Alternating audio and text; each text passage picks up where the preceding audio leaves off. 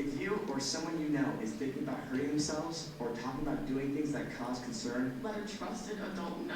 It may be nothing, Or it may save a life. but you have to reach out. You can make a big difference in someone's life, because chances are you know about the dangers before adults do. Don't be afraid that something bad might happen. Speak up. If it's urgent and immediate help is needed, Call Teen2Teen at 1-877-542-7233. they'll connect you to an expert 24/7. Do you know me? do you know me? Hey, I'm Patrick. I'm Nick. I'm Olivia, and I'm struggling with depression. Loneliness. Anxiety. Feeling overwhelmed, bullying, and self-harm. You may think I'm fine, but I'm not. And I'm scared. There's a lot of us who feel the same way. Reach out to someone and tell them that you're hurting. Because you're a survivor. So look around you and realize You're not alone. If it's urgent and immediate help is needed, Call Teen2Teen at 1-877-542-7233. I'm Alexis, and this is my story. I'm Nick. I'm Rain, and this is my story. More teens than you can even imagine are going through the same thing. When you suffer from issues with mental illness, it is so much harder. It's easy to feel like a stick in the mud when you don't want to go out to movies, or you don't want to do this, you don't want to do that. It's because you just can't get your body out of bed. I, for one, come from a family who doesn't really talk about emotions or feelings, but that is in fact the opposite of what you want to do. I was super terrified of talking to my parents because I was scared that they wouldn't think of me the same and that they wouldn't understand. My mental health was almost like watering a plant. If you're not going to water it, it's going to die. This plant may be a little dead right now, but we can give it some water, some nutrients, we can really rebound it. And that these symptoms or these feelings that you're having are not just what's left. Even though those dark times will come, those light times come too. If you just put down your phone and focus on a more healthy distraction, like maybe picking up a book and reading it, that book is also going to help put you to sleep, because if you just sleep it off, you'll wake up in the morning with a completely new perspective on how everything was going last night. No matter how trapped and stuck you feel, there is a way out. There is hope, and even if it's the smallest amount, then you can still find it. Like I found hope in the fact that I could help kids in my future. Believe it or not, there are a bunch of people like me, like a bunch of your peers that are there to help you, that are going to be there to give you their hand and say, hey, there's going to be a brighter way. You're valid. Everything that you're going through is valid. Maybe right now isn't your time for certain things, but knowing that doesn't mean your time is gone. Because there's so much more to each and every person than their mental illness. I'm so much more than my BP and my PTSD. I'm Alexis, and that's what makes me special. It may really hurt right now, but no, just like me, you're going to get through this. Whatever you are going through, you do not have to go through this alone. Text TALK to 38255. All right, thanks everyone. You saw there was probably a little delay there in the video. It's just something that was happening through the network because we're broadcasting it through the wireless. So thank you for being here and coming to the Department of Law, for being part of this effort. I want to introduce to you now Attorney General Phil Weiser. Phil, remarks. Thank you all for joining us today. Colorado has the highest rate of teen suicides in any state in our nation. We just acknowledge suicide awareness. I know people who've lost their kids to suicide. I know people who attempted suicide. Most people here are affected. What we have to do is let people know, just like these brave young people, that if you're suffering, you can talk to people. You're not alone. That's a message that we, together as a community, can help get out there. It's safe to tell we get threats. It was thought safe to tell we get threats of homicides or mass shootings. That's why it was set up 15 years ago in the wake of Columbine. The number one threats we hear about are people contemplating suicide. We did a study in our office, and we found 220 young people took their lives between 2015 and 2017, which was about twice as much as a decade earlier. We also found that youth can turn to other youth for support. And so creating a culture where people are not afraid to talk about their thoughts of suicide or depression. To address the stigma that gets in the way of people getting the help they need is a top priority for our state. What I want to do is support young people, to support conversations that will save lives. Today, we are launching this awareness campaign with this public service announcement. This was a team effort, and you'll hear from people who are part of the team, most importantly, brave young people who are willing and able to open this important conversation. The Office of Behavioral Health has been a great partner for us, and as you saw, they have a hotline with people who are struggling to reach out to. We also have a state film office headed by Donald Zuckerman, who helped us develop this PSA. And then our partners at Mental Health Colorado, who are real leaders in our state. And finally, Janet Check Media, who put together such a meaningful public service announcement. I want to thank everyone here for their commitment, for their bravery, for being a part of how we work together to save lives. Thank you for pushing out this important dialogue and for your leadership.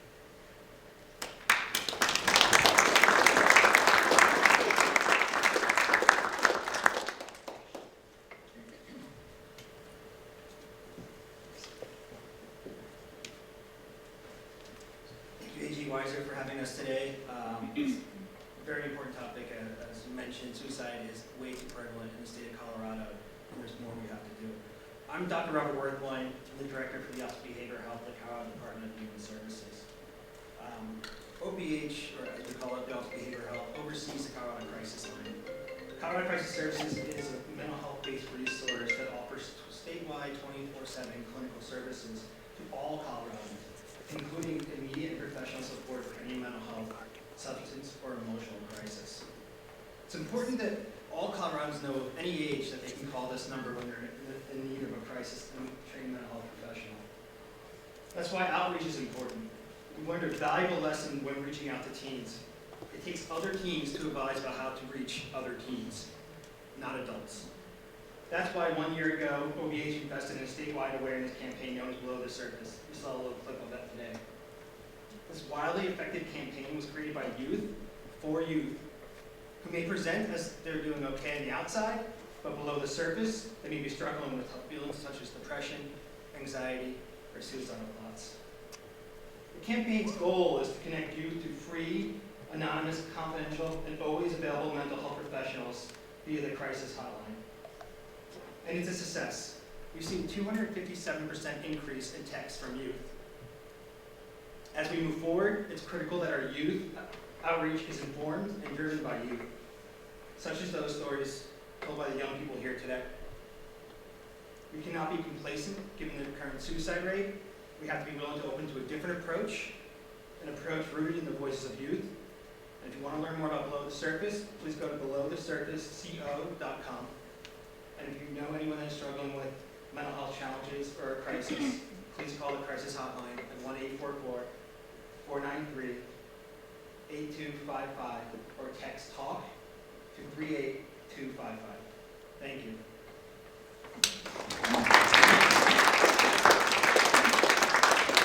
And the next speaker is Deb Marquez, CEO of the the Rocky Mountain Crisis Partners, which serves the Colorado Crisis Hotline. Thank you very much, and good morning. And I commend each of you for being here this morning as we talk about this very, very personal and complicated and important topic.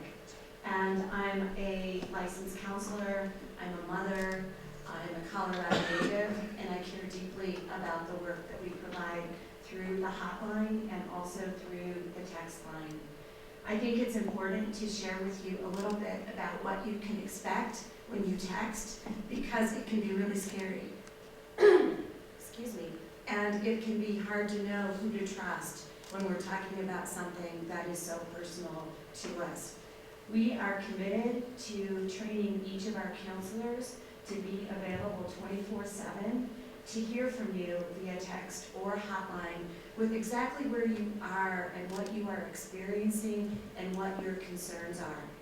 Our goal is to develop a connection with you during that time so that you can feel safe and that you can problem solve in the moment. We know that it's more about keeping you alive in that moment, which is certainly our top priority. We know that it's also being a partner in helping you in that moment to find a reason to live. Our goal is to talk with you at the moment, is to assess for safety, is to connect you to the best resource at the right time if that's what you're needing, and also to follow up with you. We know that between 30 and 50 teens in Colorado text us every day. It might not sound like a lot, especially when we get between 500 and 600 calls a day, but each text interaction is about 45 minutes, and you are free to talk with us about whatever it is that you need. The things that we hear from you most often about are your familial concerns, relationships, your safety, finances, and education. Our counselors can talk with you about divorce that might be going on in your household, about body image kinds of concerns, suicidal thoughts and the intensity of those thoughts, finances related to losing a home or concern about your parents, and being referred to us by school counselors, by Safe to Tell, because talking with a counselor at that moment is the right thing for you at that time. Thank you for entrusting us with your most personal and scary times. Our commitment is to help you stay safe, is to keep your confidences, and to respond with the least intrusive intervention possible so that your first experience with mental health or substance use care is a positive one that can take you to your next step. Thank you.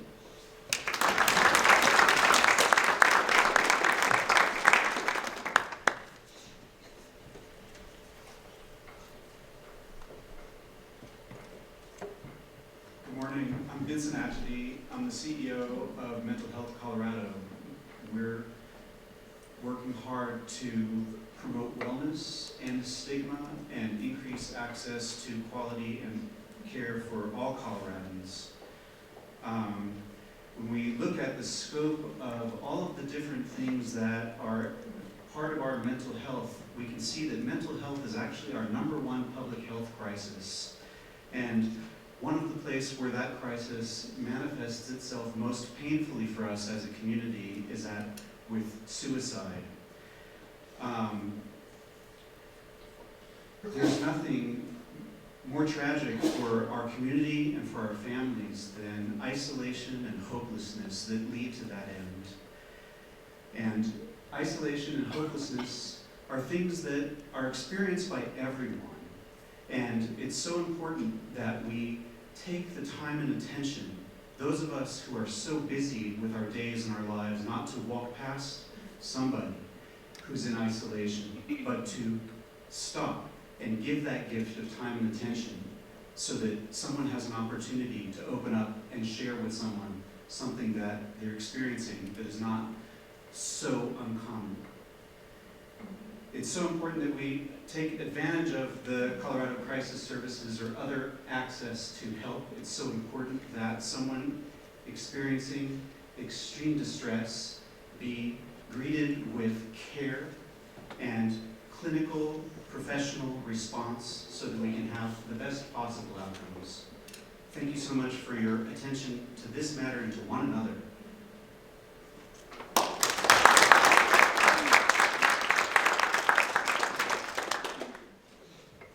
Hi there, I'm Donald Zuckerman. I'm Director of the Colorado Office of Film and Television Media.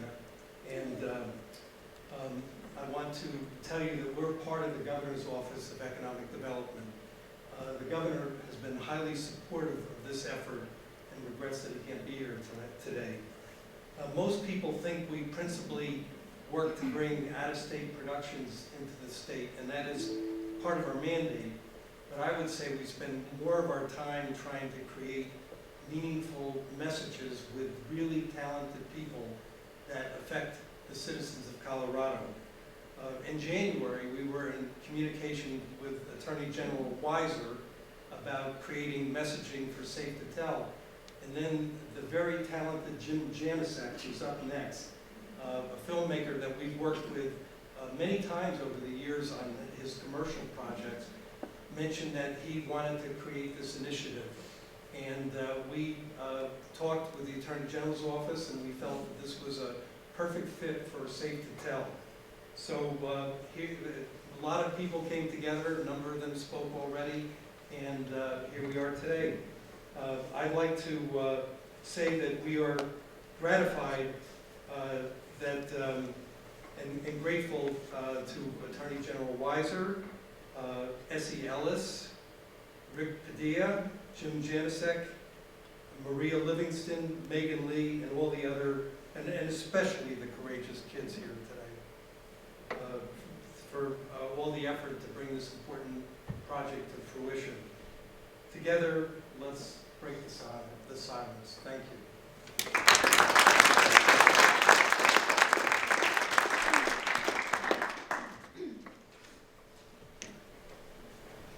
Thank you, Donald. That was very nice. So thank you, everybody, for being here today. And I just wanted, I don't know if anyone noticed the shoes over here, but I thought about this and it makes an interesting point. So as a father of teens, one of the things that kind of annoys us all is probably our teens leaving their shoes all around the house. As I got into this project and I started to meet families who lost their kids to suicide, I realized how lucky I am to have my teens leaving their shoes around the house. And these shoes are representative, and in fact some shoes from kids who have violence. That is why I got involved in this project. About January, February, my kids go to Arapahoe High School, twins, and Nick Bales passed, and it sent them into a pretty deep spiral because they had connections there, and the school was really, really traumatized because it wasn't the first and wasn't the last, and my kids literally came home saying, "I'm so scared because I don't know who's going to be next," and they started spiraling. And as a parent of a teen, I instantly went into the mode, my wife and I, Kristen, went into the mode of what's going on, how do we do this? And I started to dig in and find out that it was very hard to find information about what to do when your teens are spiraling. And that is, in fact, when I decided I had to take a little bit of my craft and set out to do something. And I was very blessed to have had connections with Donald Zuckerman in many past businesses or business dealings, and so we got together. He introduced me to Phil Weiser. Both of these gentlemen were huge supports, and I'm very grateful for you to do that. In the process of that, we were introduced to Essie Ellis at Safe to Tell, who backed us 100%. And we realized that this idea had to be something that came from teens to teens. It couldn't be a commercial directed producer saying, "Hey, pay attention to what your parents say."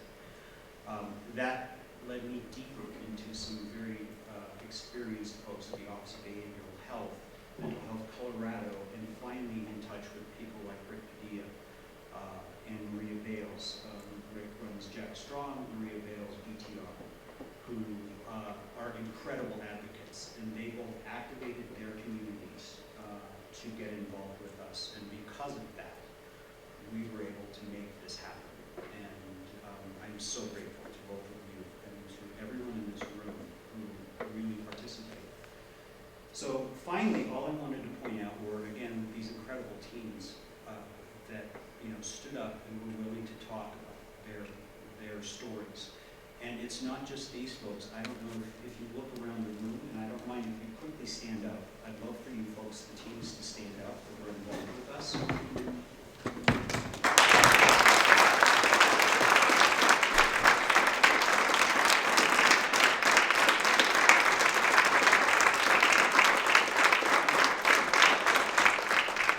So you guys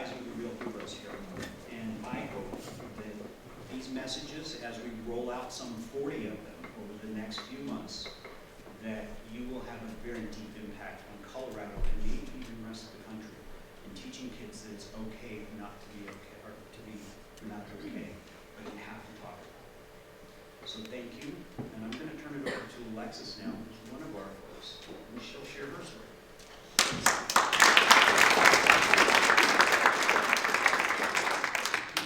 Hello. Oh, wow. Hello, everyone. My name is Alexis McCowan, with pronouns of she, her, hers.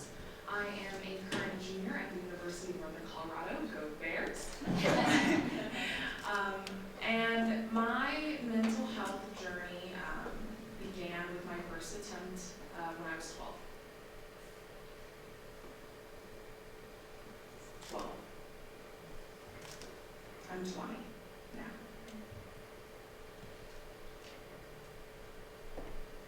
After no one noticed that I hadn't left my bedroom in 3 days, I decided that I was going to do something so no one would ever forget about me.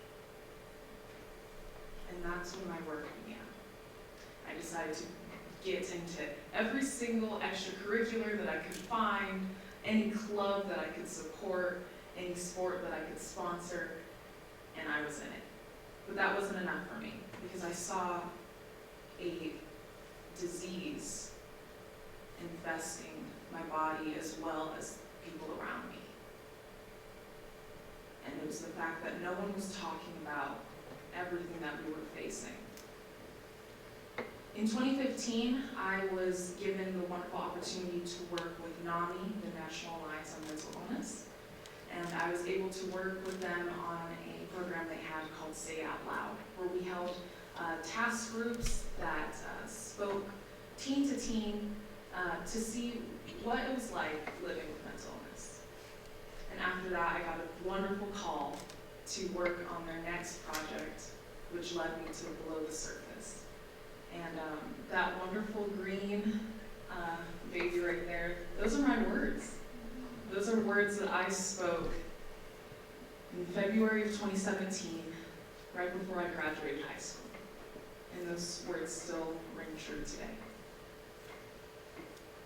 And it's crazy to think that the work that we had all put in so long ago is now coming to light and is going to assist so many people that have been impacted and continue to be impacted. My last suicide attempt was in 2017. And it will be my last, and it has been my last. And I would love to be able to use this messaging to support other teens so they would also be able to say that. Your scars are not a reflection of who you are. A bruised banana still tastes good, I promise. There's always a future after the pain.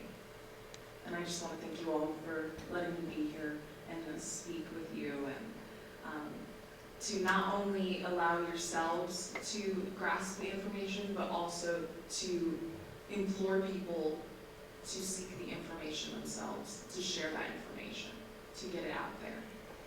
Because it's really the connection of the messaging that's going to make all the difference.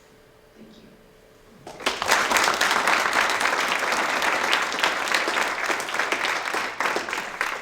Thank you so much, Alexis. That was incredible. Hi, my name is Olivia, and I want to read you a poem I wrote as a sophomore in high school. I lost myself in the mirror. Identity slipped through my fingers and floated afar. My face distorted, the geometric fragments of an everyday girl and an eating disorder. Picasso, yes, but not a masterpiece. Upon hearing this poem, my mother's initial reaction was one of shock and horror, and rightfully so. Here I was, her bubbly, 70s music-loving little Olivia. Her daughter wouldn't be the type to have an eating disorder, would she? She was entirely unaware of what my mind looked like on the inside. A war zone. I don't blame her. I became the master of hiding all signs of my anorexia. I brought meager lunches to school, picked at my plate, worked out at intense levels, cowered at the thought of eating pizza, and just weighed myself obsessively, and I never said anything about it. Eventually, my mother came to notice the jagged mountains of my hip bones and the rising cliffs of my ribs. So she approached, and she asked me how I was doing. And I told her I wasn't doing well. Together we braved recovery, and eventually I realized that my eating disorder actually arose from my undiagnosed obsessive-compulsive disorder. Yet knowing this, my mother understood me moving forward. She understood my compulsions, how I turned lights on and off and on, in fear of electrical fires, and washed my hands until my knuckles bled, horrified I might catch just a common cold. We had open conversations where I explained the insane panic within my brain, and my family, educated by my mother, supported me through it all. After many months of therapy and late-night discussions, I came to the realization I finally felt better. The war zone had subsided. My thoughts signed a peace treaty with my identity. The thing is, it's really hard to be open. It took a long time to get where I am now. It is also really hard to ask the first question. The first, are you doing okay? I'm asking you today that no matter how difficult the task seems or how intense the war within your brain is, to speak up. Ask your daughter how they're doing. Know the warning signs. We've even posted a video with more information on our Teens2Teens YouTube channel. If you're struggling, talk openly about your mind, your thoughts, your worries, and even just your day. Everyone here is here to listen. I'm a senior, and I know now that poetry isn't the only way to have my inner voice heard. All it takes is a word, a phrase, a conversation. We just need to speak up. It won't be simple, and it won't be easy, but it will make a difference. Thank you so much.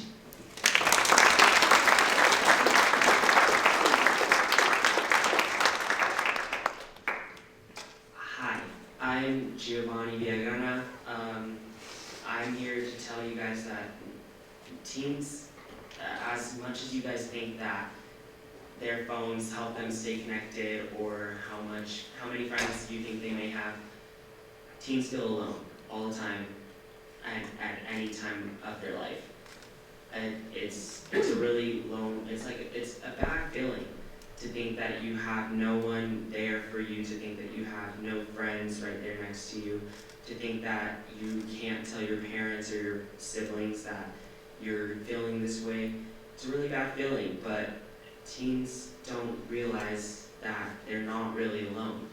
Whether they're extroverted or introverted. If they're extroverted, they have their friends, they have their parents, they have multiple outlets to go talk to people. When you're introverted, you're still not alone. You have music to help you out, you have a journal to write in. You're not alone. There's never a time that you should feel alone. And if you ever do feel alone, there are there's many outlets, whether it is music or journaling, or if it is going to talk to a friend, and not even talking about your own issues, talking about their issues, because sometimes helping someone else can help you too. I wish that I knew that back when I was dealing with a lot of my other mental illness, but I didn't, which is why a lot of us are up here right now trying to share our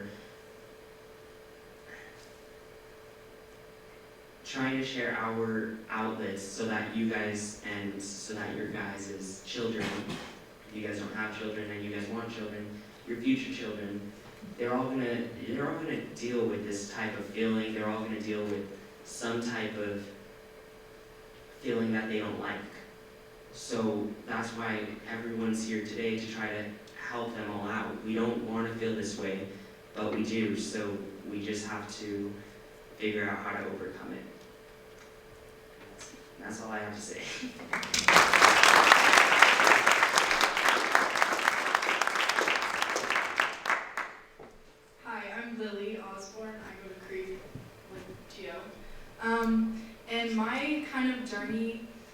been a rough one. In 7th grade, I kind of started self-harm, and I was sent to the Children's Hospital Psychiatric Ward. And if you've ever been there, it's not a fun place to be. Let me just tell you that. Makes you appreciate real chocolate, though. It's that. But I always thought if I let anyone know how much pain I was really in, I'd be looked down upon. I thought, I must be weak, you know, I should be fine. Like, what's wrong in my life? Why do I feel like this? Why am I sad? I don't understand. I have friends, I have a good family, I have a puppy. Like, why am I feeling this way? And so I didn't tell anyone. I kept it a secret. Because I didn't know that it was okay not to be okay. And that was my biggest downfall. Going into 8th grade, I still struggled with self-harm a lot, but I started reaching out to my mom and to my dad, and I can't tell you how important it is to reach out to your parents. They may not always understand, but they're gonna try. And it's important to maybe start the conversation of mental health within your family, within the people you know, because your parents are struggling too, you know, just because they're older doesn't mean they haven't gone through the same things. And then freshman year, the beginning was pretty fun. You know, I was like, oh, I can go off campus, I'm cool now. And then in February, a lot of us here lost a very good friend of ours, lost a son. And that's what it took to start talking about mental health. Mr. Padilla is doing so much, creating Jack Strong, creating the Instagram, and creating so much to make sure that this doesn't happen again. Make sure that people know that you're not okay, and that's fine. But just talk about it. Because chances are there's so many more people around you going through the same thing, feeling alone. Maybe that quiet kid in your science class is thinking about ending his life. And you could just say, hey, are you okay? You look sad in class today. And you could save his life. So reaching out, doing whatever you can, that's important. I am working to stop self-harming, and that's a huge part of my life. But I promise that I'll stay strong, and I hope that everyone in this room can also do that.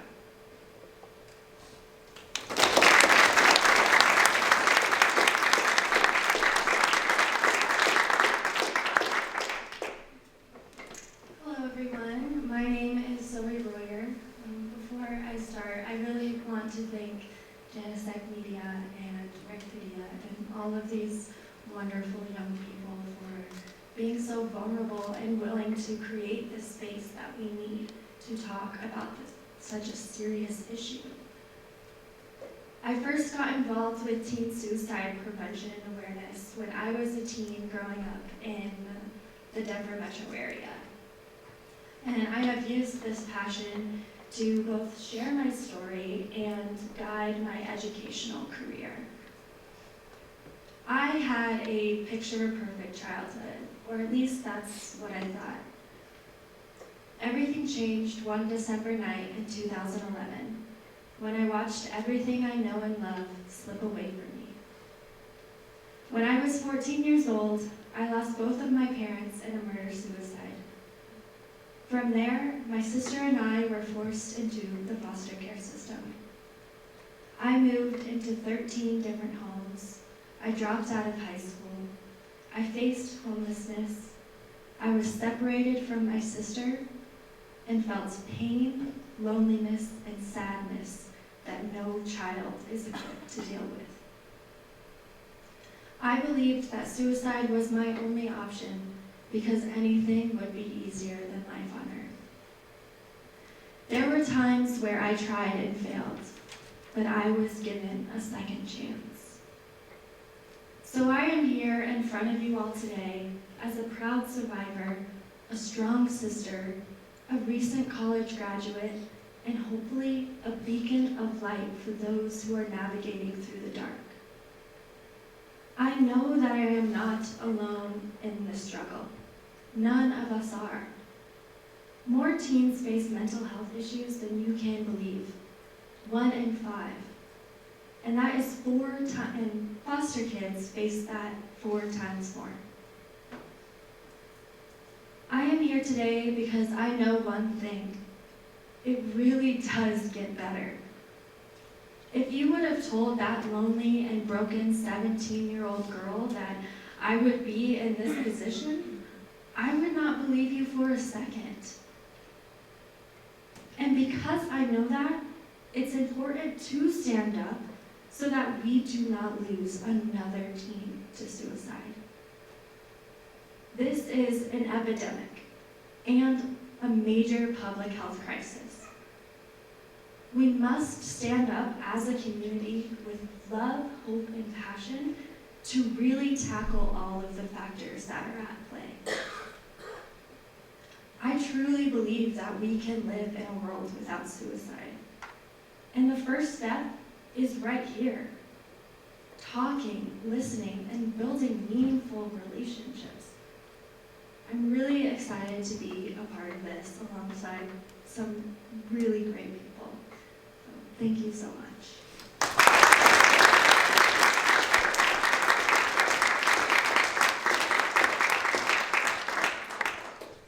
You all are so amazing. Can we give our brave young people another round of applause?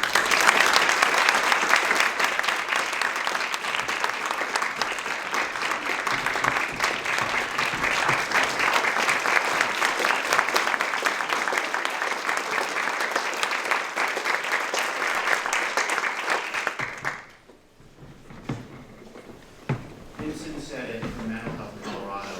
One of the core challenges we face is addressing the stigma that prevents people from asking for help. Because of your bravery, because of your inspiring stories, opening up this conversation in a real, authentic way is absolutely what we need to be doing to support each other. I want to see Colorado go from having the highest rate of teen suicide to the lowest. And we can do that together, doing the work, and taking the pain that some of us have experienced and turning it into the purpose of helping save lives. If anyone has any questions they'd like to ask, we would now be happy to take them.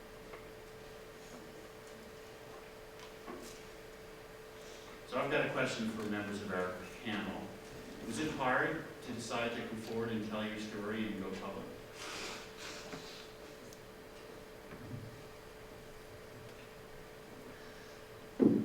For me personally, I'm not speaking to the whole panel, because they all have their different views on this, of course. For me personally, it wasn't that hard, because after you lose 2 people close to you in suicide, or from suicide in less than a year, it gets to a point of you need to do something or else you're gonna get more suicides in your life. And I was not okay having that feeling of worriness for my friends, for my cousins, for the rest of my family. I was not going to just go on and deal with worrying about everyone committing suicide, even though I had lost a cousin and a close friend. So for me, this is the least I can do. Yeah, I can say that I'm typically pretty outgoing and open about everything, most things, but I was not open about my OCD or my eating disorder to any of my friends or my family in the beginning. I remember bringing I brought a really small lunch to school one day, and I remember my friend was like, "Oh, Olivia, are you eating more?" And I was like, "Oh, I'll have more at home." I just didn't want her to see me in a different light. I couldn't be seen as someone who was struggling. I was still supposed to be this outgoing, bubbly girl who cracked jokes at lunch, not the one who was struggling with a mental disorder. And same with my OCD. OCD was consistently categorized as one where someone washes their hands consistently, and though I did do that, it originally started as something way different than what I ever thought it was. And I remember when a psychiatrist told me that I had OCD, and I started researching more, I was like, oh my gosh, I was like, this is me. And it took forever for me to finally say something, and then I accidentally like blurted it out in the middle of an Algebra 2 class. I was like, oh yeah, I have OCD. And a girl was like, what? And I was like, oh my gosh, did I really just say that? And she goes to me, my sister has it. And she ended up saying, my sister wants to meet you. And so we started talking, and she was just telling me all these experiences, and I realized by being vulnerable, I can connect with others. And that's huge, and even though it might be hard for me, it's so huge to connect with other people through authenticity, so it was just a big step. I believe that if we were not, and I'll speak for myself, if I wasn't here telling my story like this, it would have been told on the news. If I did not force myself to align myself with these values, to not only seek help for myself, but for the betterment of my community and those that I work with every day, then my story would have been told. It just wouldn't have been told in the right way, in the way that it should be. Any other questions? We do. Another comment. Wonderful. Thank you. Sorry. I think for my situation, my story was always told for me. So this was a way to reclaim what happened to me in a way that gives me a purpose. And I think that's what all of us are really looking for, is some kind of meaning or purpose to keep on going. And through empowering your own story, you develop a new narrative that makes you live in an entirely different way.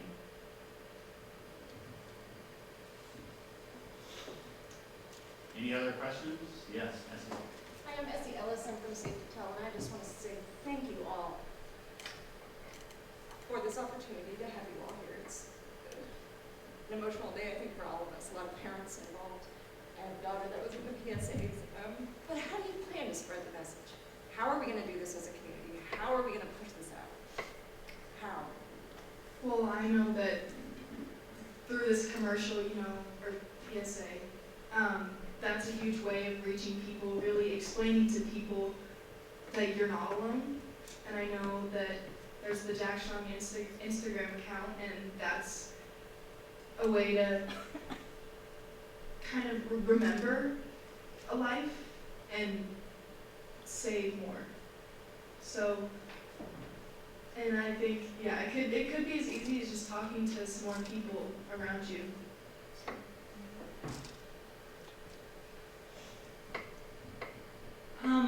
I've been assisting with social media outreach, and I can say that's going to be a huge part of it, just logistically, but also emotionally. I'm just going to talk about it. I'm going to tell people straight up, like, what I've been dealing with. And I think that can really be a way to open some doors and to spark some conversations. It's really just that simple. I think through the wonderful power of commercials due to your wonderful vision that you presented, we were able to take the messaging from teens, from people affected, and really make a cohesive way to get this out. Stigma is our largest competitor here. So I don't think it's a question of how are we going to get the messaging out. I think it's how are we going to make sure the message sticks. Because the secret of suicide is out. But the fact is it's not a secret, and we shouldn't treat it like it is. So, I just have to say, if we all are half as brave as you are in raising this conversation, we're going to be in good shape. You'll continue to inspire us. People respond to other people just saying, like your mom did, "Are you okay?" can open up that conversation. So we have lots of work to do. Your leadership is critical. Thank you all for coming. Look forward to working with you and look forward to supporting, again, these great leaders here in our community. Thank you all so much.